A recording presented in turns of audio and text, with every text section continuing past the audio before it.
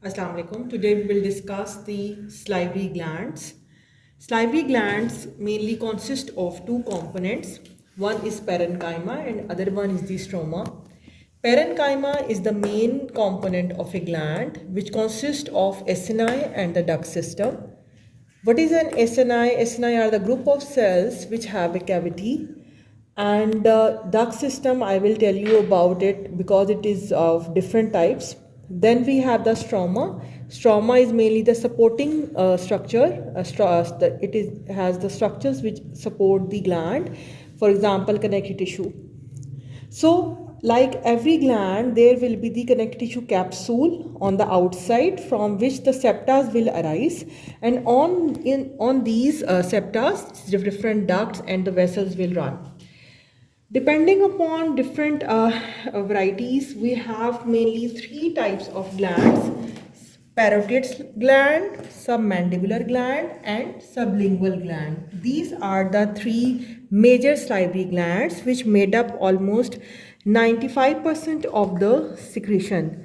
And there are also some minor glands, for example, the von Eppner gland. They have the serous secretion.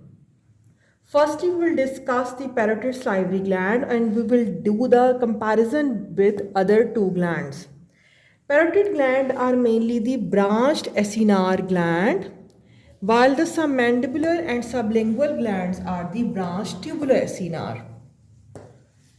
The secretion of the parotid gland is mainly purely serous, which is watery in consistency. While the submandibular and sublingual gland are the mixed variety, means they have both types of serous as well as mucous acini. But in case of submandibular gland, predominantly serous acini are present, while in sublingual gland, predominantly mucous acini are present. But basically both are the mixed glands, but parotid is purely serous in variety. Now I will tell about the duct system. In the ducts, we have different types of ducts: striated ducts, intercalated ducts, interlobular ducts. Then intercalated duct, this is of simple cuboidal variety, while the striated duct is mainly of simple columnar variety, and it has striations in the basal part. So this duct system is well developed in case of the parotid gland.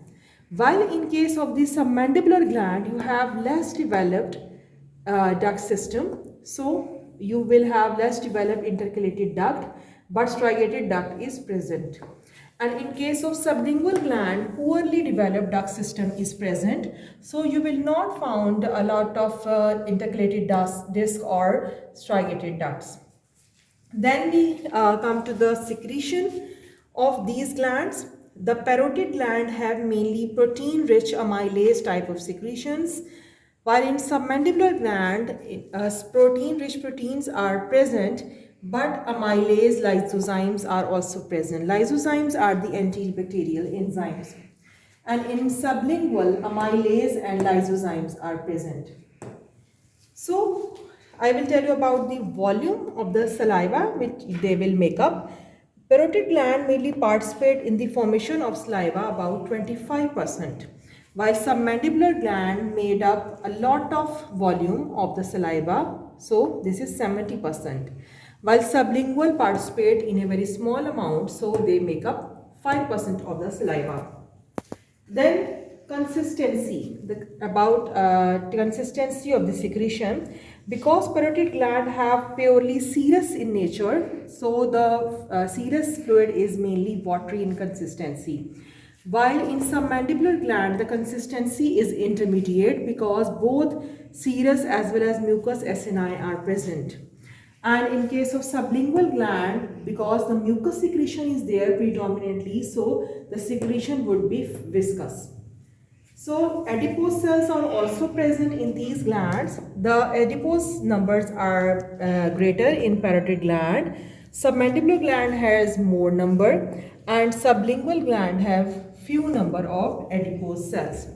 These are the main 7 differences between these three types of salivary glands: parotid gland, submandibular gland, and the sublingual gland.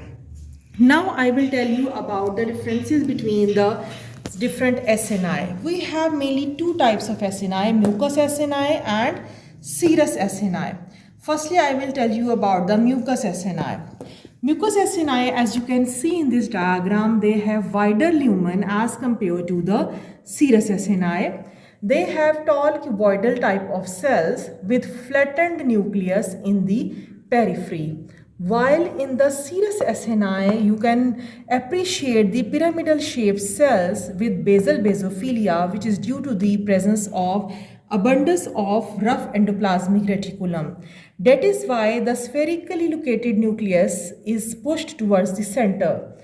And in the apical part of the pyramidal cell, you will find these zymogen granules. So the serous acini will stain dually. It will stain purplish or bluish in the basal part, while apically you will find eosinophilic stain.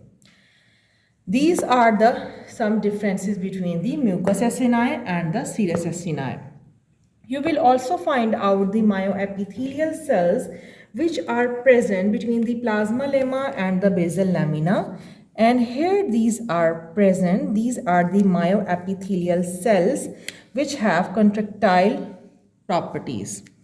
Myoepithelial cells.